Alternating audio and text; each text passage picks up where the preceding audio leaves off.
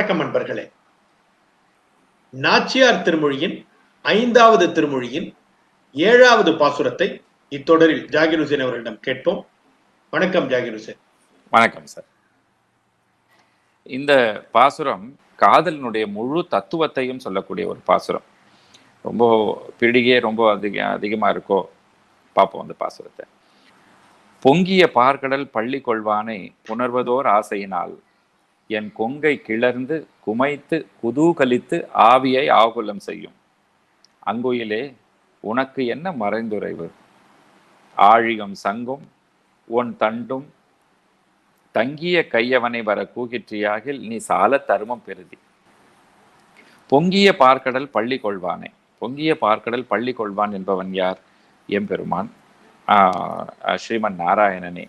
அப்படிப்பட்ட ஒரு நாராயணனை பொங்கிய பார்க்கடல் பள்ளி கொள்வானை புணர்வதோர் ஆசையினால், புணர்வது என்பது உங்களுக்கு எல்லோருக்கும் தெரியும், அவனை சேர வேண்டும் என்கின்ற ஆசையினால் என் கொங்கை கிளர்ந்து, என் கொங்கைகள் என்பவை தனங்கள், கிளர்ந்து குமைத்து அது இன்னும் சந்தோஷம் அடைஞ்சு விரிவடைஞ்சு விம்மி குதூகலித்து சந்தோஷத்துல ஆவியை ஆகுலம் செய்யும்.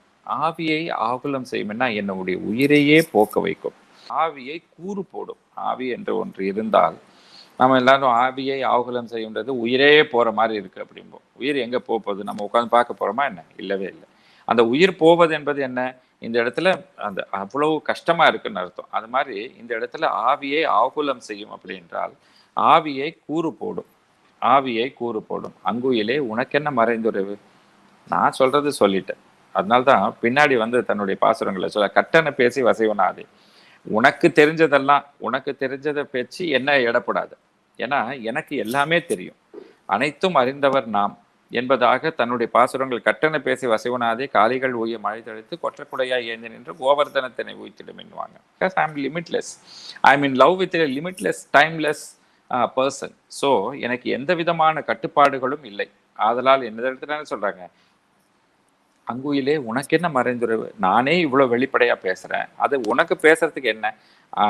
நீ தூதாக சென்றவுடன், ஐயா இந்த பொண்ணு ஸ்ரீவில்லிபுத்தூர்ல இவ்வளோ கஷ்டப்பட்டு இருக்காங்க, நீ தயவு செய்து அவளை ஏற்றுக்கொள்ள வேண்டும் என்பதாக நீ சொல். எப்படி? ஆழியும் சங்கும் ஒன் தண்டும்.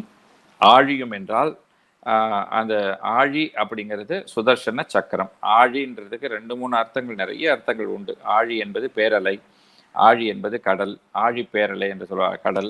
அந்த ஆழி என்பது இந்த இடத்துல சக்கரம், அந்த சுதர்சன சக்கரம். அந்த சக்கரமும் சங்கும் பாஞ்சஜன்யமும் ஒன் தண்டும் கௌமோதகி என்கின்ற அந்த தண்டு, இறைவன் கையில் அமைந்திருக்கக்கூடிய அந்த தண்டு, அந்த ஒன் தண்டும் தங்கிய கையவனை. இந்த இடத்துல ஆழியும் சங்கும் தண்டும் இந்த 3மே சேர்ந்திருக்கிறது யாரு? இந்த ஒரு பெரிய ஒரு உற்சவர் நம்மெல்லாம் இப்போ பார்க்குறோம், நம்பெருமாளுடைய உற்சவர். அவருக்கு என்ன இருக்கு? சங்கு சக்கரம் தண்டு 3மே இருக்கு.